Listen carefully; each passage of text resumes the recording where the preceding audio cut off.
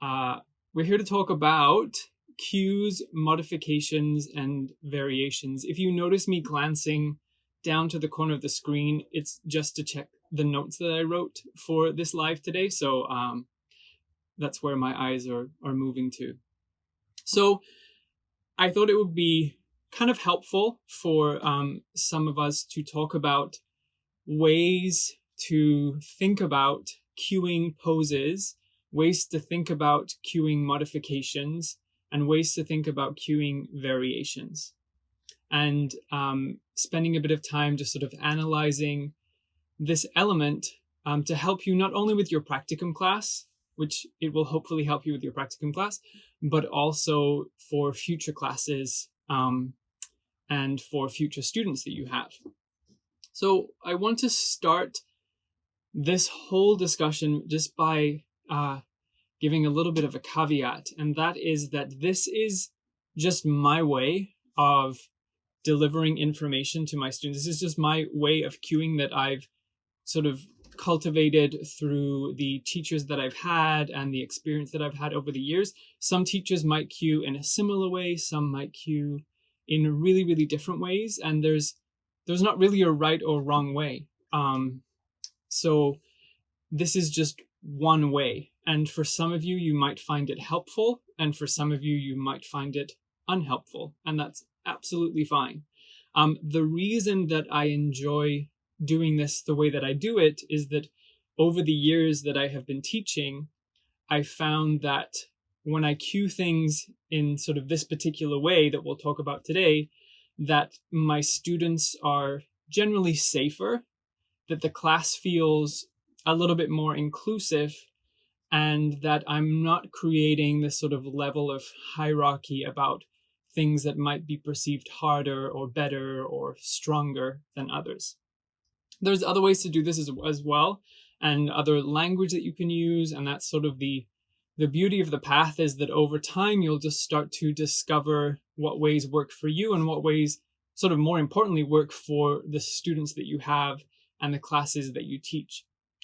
So I've written down 5 sort of tips or 5 points that I wanted to bring to you today as something to think about when you're considering, like, how do I cue poses, or how do I even mention modifications, or how do I give a variation in a class. And I think maybe if you asked most teachers, they're cueing. Oh, someone says, oh, Sonia, hi. Oh, this is great. You're taking notes. That's amazing. So I think that the way that we cue poses as teachers seems to be constantly evolving. I know that for me, the way that I began cueing poses and the way that I do it now is drastically different. I don't say a lot of the same things, some I might, but it's definitely evolved. And I think it's evolving for a number of reasons. One of them is just that we're becoming more aware of language. We're becoming more aware of inclusivity in yoga classes and creating welcoming yoga classes. So this will continue to evolve and change. So the things that we say now, we might not be saying in a few years. So I'll start with the number one thing, or my number one tip, you could call it, about cueing poses. And this goes for cueing transitions and for cueing modifications and variations. So just cueing in general is to be really, really specific. So I find it helpful, and the feedback that I give a lot of new teachers is that to imagine that your students cannot see you. And this happens in both live in-person classes and it happens in online classes for a number of reasons. In a live class, your students might be in like downward dog, for example, and you're at the front of the class and they can't really see you. Or maybe I used to teach in a studio that had pillars, and the pillars would kind of affect sight lines. And in an online class, people might have their cameras turned off. They're not looking at their screens because it's more challenging to maybe look at a screen in certain shapes. So you can't always be seen. So for example, if you say, bring your leg up in downward dog, your students won't know whether it's right or left. You might be demoing your right leg, but unless you're very clear and specific in saying, lift your right leg up, your students might be quite confused. Another example is maybe you're in like a triangle shape, or you're coming into extended side angle, and you say, bring the elbow to the thigh, or bring the elbow to the front thigh. It might seem really obvious that obviously if it's your right leg that's forward, that you're going to bring your right elbow to the thigh. But for someone new to yoga or someone who can't see you, they might have no idea what's happening. So being specific might seem like overkill sometimes. Like, do I really need to say that it's the left arm? Do I really need to say that it's like the right toes? But for the most part, I would say for me personally, yes. Because it doesn't take a lot of extra work just to say right leg as opposed to leg. And your students will be so appreciative, and they'll know exactly what's happening if they can't see you, which creates sort of a sense of safety. Because the moment we start to get confused as students is the moment we start to maybe feel a little unsafe. Unsafe because maybe we're not being guided as well or guided as clearly as we hoped. And also unsafe because we might end up moving in a way that just doesn't feel good, doesn't feel safe, and is sort of not helpful. So the more specific you can be, the better. And, it's as simple as making sure to include that it's the right or the left leg, or to be very specific about where the foot is going. If there's a place for that foot to go, if it's going between the hands, then instead of just saying step the right foot forward, step the right foot in between your hands. Those kind of things can make a really big difference for your students. And that just really comes with practice. It just takes practice, and it takes time, and it takes practice teaching real people, because you get instant feedback about the language that you're using. So if you have a couple of friends and you're teaching them a yoga class and you notice that they don't do what you're asking, that might be something that you can reflect upon and think about, how can I refine that cue so that it's very, very clear? And there's a difference when you're practice teaching between teaching someone who has been doing yoga for 20 years and they know what's happening very likely, and your cues maybe don't mean that much to them. But if you can practice teach someone who's new or relatively new to the practice, you'll get a lot more sort of helpful feedback about your cues. Sometimes when we've been practicing for 20 years, we hear the cues, but we also know what's happening. It's like when you take a fellow teacher's class, you can sort of predict what's happening in some ways. So if you can find a newbie to practice on, this could really, really help. So practice teaching real people, and don't expect perfection. Give yourself space to be unclear sometimes, because it happens to all of us.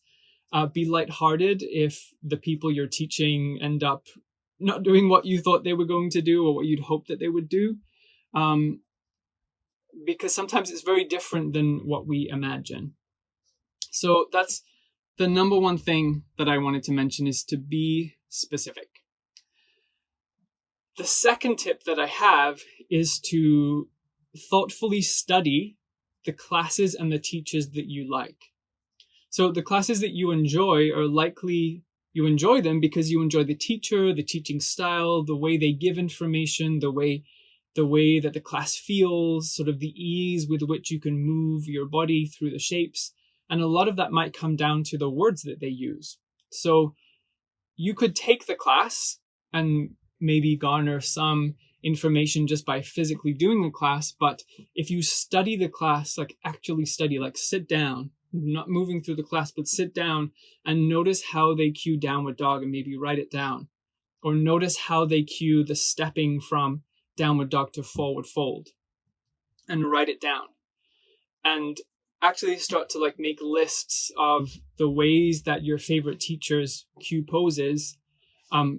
This will be really, really helpful. I would say, a lot of us teachers, we learn from other teachers. So, I go to someone's class and I notice that they cue a certain shape in a certain way, and I really enjoy that. And then maybe I start to incorporate that into my teaching and see how my students respond. And maybe they love it, maybe they don't like it. And that's really what how we evolve our cueing, is by noticing what other people are doing, noticing what works in a class, and then seeing what we can incorporate into our own teaching. So studying, like actually studying the things that they say, and noticing the things that you don't like as well. So those are also equally as important, is noticing what you don't think works or what doesn't work for your body, because nobody is going to be perfect in the way that they teach. No, even the teachers who we admire, the yoga superstars and the people who we look up to, will still be doing things that maybe don't work for everybody. It's impossible to make a class work for every single person and for every cue to be perfect. So it's helpful to notice things that maybe aren't as smooth, or things that seem like a little awkward for me to do that, and how would I do that differently? So it's like that practice is svadhyaya, like self-studying and also studying other people. The third thing, so this one, the third tip, I'm calling it thoughtful modifications. So it's a really common thing to see in a class. I think for newer teachers, maybe more so than for people who've been teaching a while, but it's a common thing to see kind of all over the place sometimes, that all of the students are in downward dog, for example. Everyone's in the pose, they've been cued into the shape, and then the teacher offers the modification of, if downward dog doesn't work for you, then you can bring your knees down to the mat and take tabletop position. So the thing that I wanted to say about that, there's no problem with doing that. We're technically offering a modification, and we're being aware of students' sort of differing needs. So that's fine. But I wonder what it's like if we flip that. So what if there was a way to mention the modification before we bring everybody into the shape? This is sometimes possible, and it's sometimes not possible. So we'll talk about the times that it is possible. So you could say, before you come into the shape, you could say, our next shape will be downward facing dog. And you can set up the hands and all those things. And you could say, if you'd like to keep your knees on the ground in tabletop position, you can stay here. To come into downward facing dog, tuck the toes under and begin to lift the hips up towards the ceiling. So this way, we've first of all empowered our students to just think about what they need today, to know that there's another option. And we're not having them come into downward dog and then be like, oh, by the way, if this doesn't work, you're already here, but you can come here instead. So it's for some students, especially for new students, they might not know that they don't want to do downward dog right off the bat, or they might know that they don't want to do downward dog, but they're not really sure maybe where the class is going. So if you can find a way to sort of add the modifications in before we get fully into the shape, or just to remind students about them a little bit ahead of time, then we can create a class that feels way more inclusive. So the other example that I have of this is in a high lunge, for example.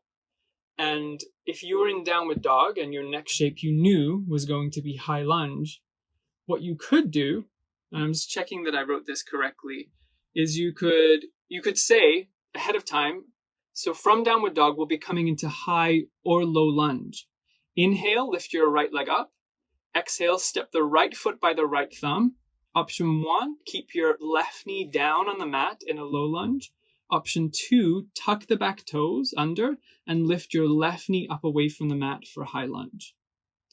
That might seem like a lot of information, but it gets easier the more that you do it.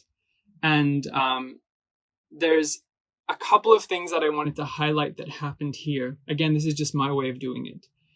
The number one thing is that I said the pose name early on. So I've warned my students of the shapes that we're heading into. I said right at the beginning, from downward dog, we'll be coming into high or low lunge.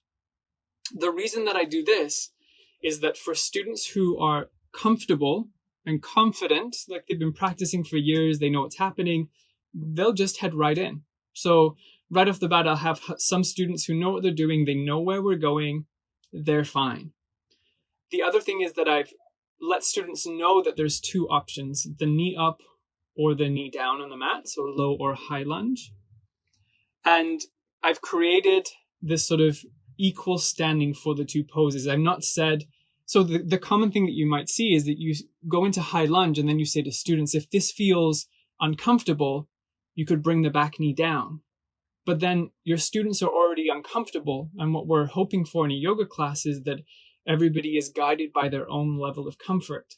So a nice thing to do, instead of having everybody in the shape again and then sort of, I don't know what the best word to describe it is, but sort of bringing people down a notch, I guess, is to empower them to begin with to stay where they feel most comfortable. So that's not like a high lunge is the best pose and low lunge is like a lesser pose. But by offering the modification of the knee down right at the beginning, I don't have to worry about that later on. You could offer later on in the pose, you could say, if you're curious about what it's like to lift the back knee up, then I, encourage you to maybe explore that if that feels like something you want to do today. So there's ways you can work the option to bring the back knee up again into the class if you wanted to, but I think that those two things are really helpful. Saying where you're heading early on in your cueing, and then trying to create this sense of equanimity, or the poses, the modifications being quite equal. Like something's not better than the other. That might be complicated. You can write in the comments if that felt like a little bit of a long explanation, but it basically just comes down to being really thoughtful about the modifications and where you're placing them in your class, and where you're placing them in your cues, and where possible, mentioning them a little bit earlier so that we don't have students. Oh yeah, I have another example. The other example would be maybe Pigeon Pose. So if you cued your students into Pigeon Pose, and they're all in Pigeon Pose, and then we say, if you have any knee or ankle or hip difficulties, you could come into 90-90 pose instead.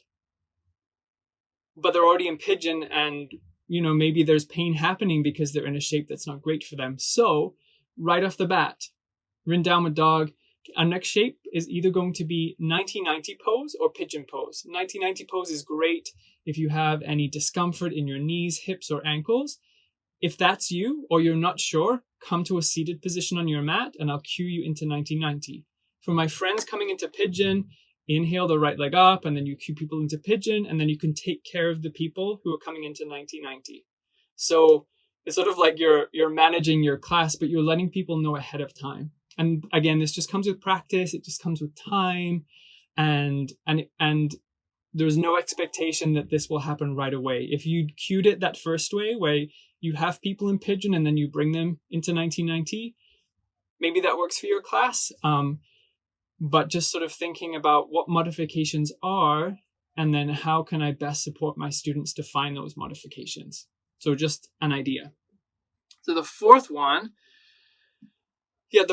kind of ties into that a little bit, which is the fourth tip is, when giving variations, language matters. So being really mindful of the language you use when you're offering variations. So I can remember being in a class as a student when this teacher said something like, if you're feeling really strong today, try kicking up in your downward dog. I think we were like doing preparation for handstands or donkey kicks in downward dog or something. Now, feeling strong today means something different for everybody based on their life experience, their health, their experience in yoga. So if I said something like that, like if you're feeling strong today, then anybody who wasn't comfortable doing that, anybody who had a health reason for not doing that might not feel strong, when in fact, just showing up and sitting on your mat is a strong thing to do. Just being able to get through a class is really powerful and strong. So how we use language really matters. So trying not to frame things as better or harder or stronger or more advanced is how we remain inclusive as teachers. So in the above example, that example of if you're feeling strong today, try kicking up in your downward dog or something like that. You might use different words for that. You could say something like, maybe you're really happy here today and this shape, just staying in downward dog, feels great for you. If that's the case, I encourage you to remain here. If you've practiced kicking up in your downward dog before and you're curious about what that might feel like, I'll guide you through the next few steps. So just empowering people to know that it's simply a choice and nothing more. And letting people know that they can stay exactly where they are and that is part of the class too. So that's my number 4 tip, is just being really aware of language. And then number 5 is that this is a constantly evolving process. So my personal cues and approach to language has changed so much from when I started teaching. And I would say with each class and with every day that goes by, it continues to evolve. I notice that I say things now that I wouldn't have said before, and I said things in the past that I would never say now. And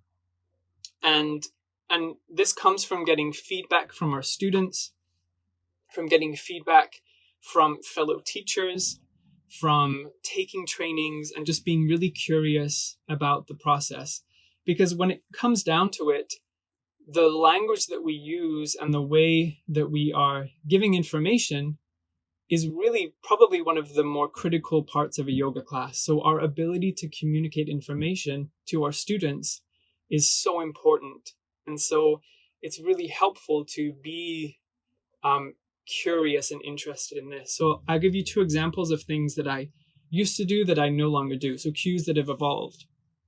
And one of them was, I was teaching a training in Whistler with Angela. It was actually Angela who I learned this cue from. And for a half plank position, I was initially taught just to bring the knees to the mat in a tabletop position and then to lean forward. And I noticed that Angela had students bring the knees back a little bit so the thighs were on more of an angle. So the core was more engaged and it was more of a real half plank. And I always had just cued a tabletop position, I guess, for half plank for years. And I'd never noticed it. I'd never been aware of it. And then throughout the training, I started to practice it for myself and to see how that feels and to notice how the students reacted to what Angela was doing. And then eventually realized that was a much better cue. It was a much safer cue. It was a more accessible cue for everybody, especially when you're coming from a half plank into a high plank, for example. The legs are already sort of in the right alignment for that to happen. So that was one sort of cue that I learned from a fellow teacher and incorporated into my own teaching, and now is part of my, I guess, standard cue repertoire for now. The other one is, I used to, probably until fairly recently, be really concerned about cueing the knee on top of the ankle in a lunge, for example. And I did talk about this with Juan. And I think that Tammy mentioned it too when, Tammy, if you're not familiar with, she is one of the Yoga Flow faculty. She's a physiotherapist and has some great videos on modifications and variations later on in the course. And you'll love those. They're amazing. And she also mentioned about that cue and how that cue is kind of interesting because we might cue it for aesthetic reasons. It might be cued for what the teacher thinks is a safety reason, but the reality is that the knee can come over the ankle in a lunge. The experience that the student feels might be different, and the intention behind the pose might be different, but the knee does move past the ankle just anatomically. So it's very interesting to think about why we cue things. So, like maybe I'm cueing knee on top of ankle for stability because it maybe seems or feels more stable for me and for my students. But it's not like if the knee comes past the ankle that's not possible. So again, that's a cue that I'm still thinking about. I've not totally figured that one out yet for me in my teaching and exactly what that means. But and that's an example of how it is constantly evolving and changing.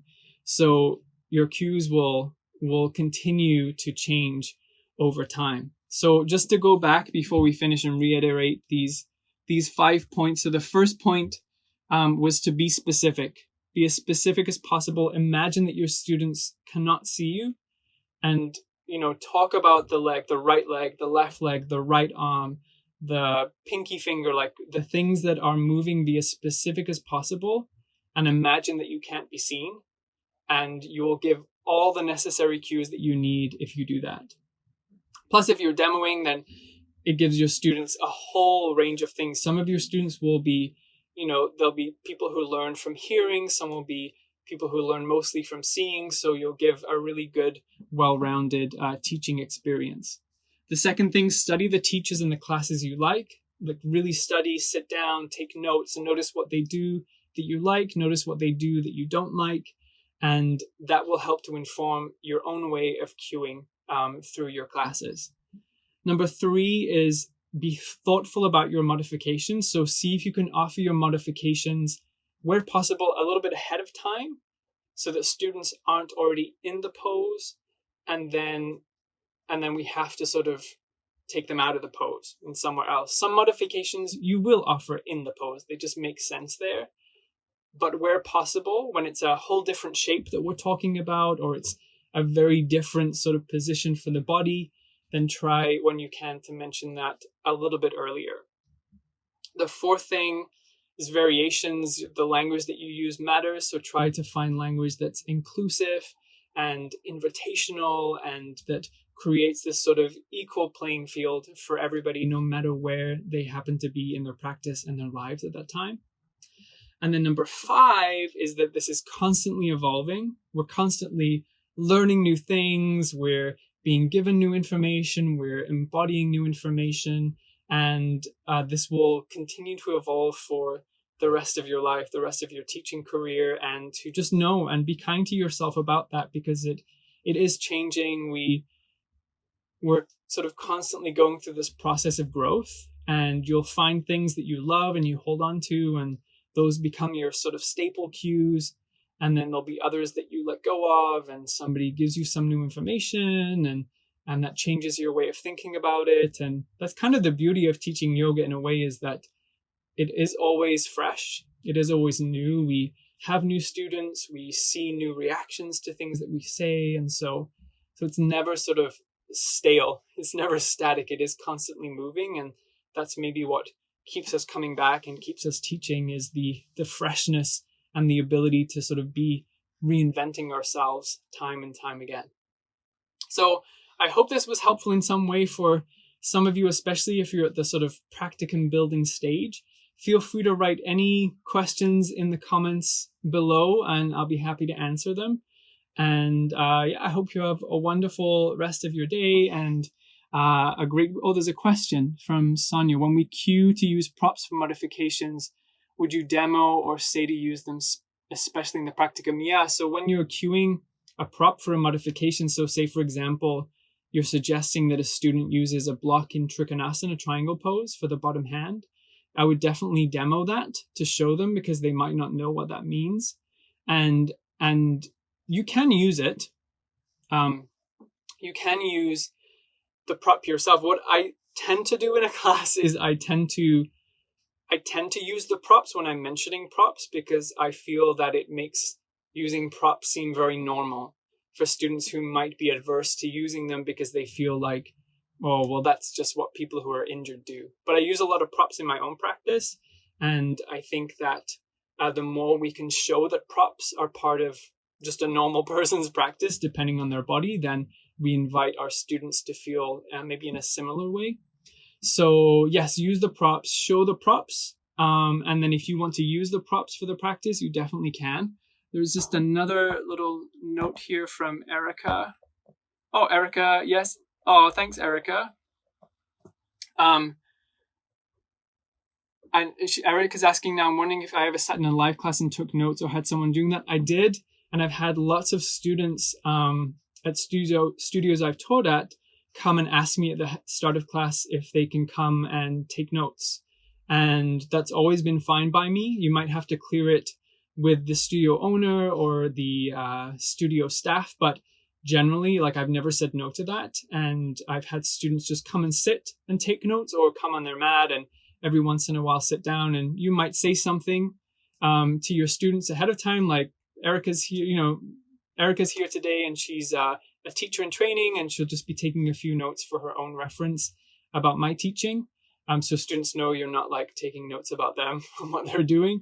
But yeah, generally, I would hope that most teachers would be okay with that. And it's a great idea to do in live classes too, because you can get a whole lot out of that. So yes, highly recommend.